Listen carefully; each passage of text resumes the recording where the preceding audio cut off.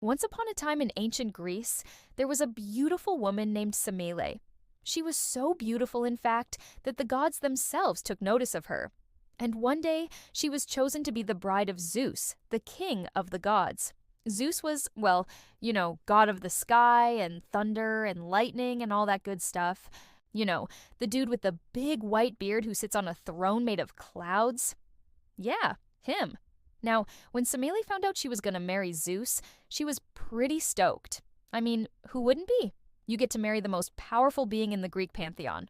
Plus, he has like a really hot dad bod, if you know what I mean.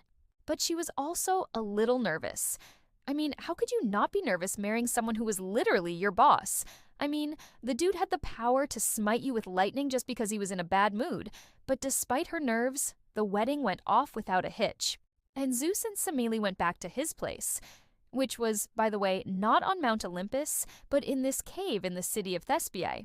It was a super swanky cave, though, with golden walls and a bed made of clouds, just, real basic god stuff.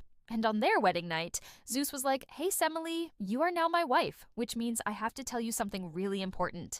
And she was like, "Oh, what did I do?" And he was like, No, it's not that. It's just that I have a lot of kids, more than you can shake a stick at, and I didn't want to blindside you with that." And she was like, "Wait, you have other kids?"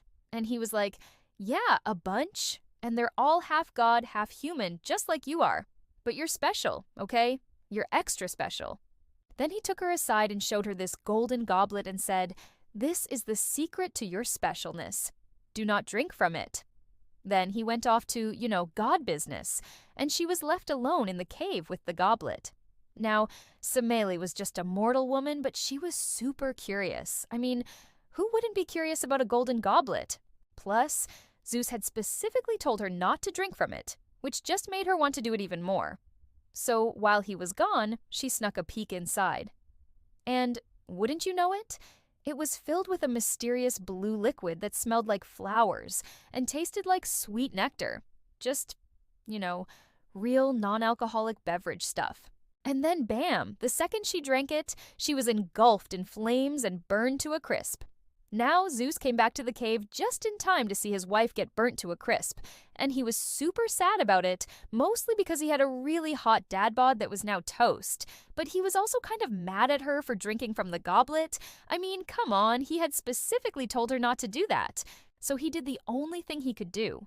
He brought his homie Hades, the lord of the underworld, and was like, "Yo, Hades, can you hook my wife up with a sweet afterlife? Maybe like a penthouse suite in the sky, or like an island in the sea, or like a golden goblet that doesn't burn people to death?"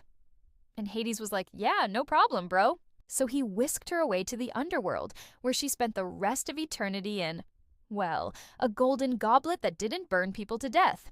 And Zeus was like, "That's nice, I guess."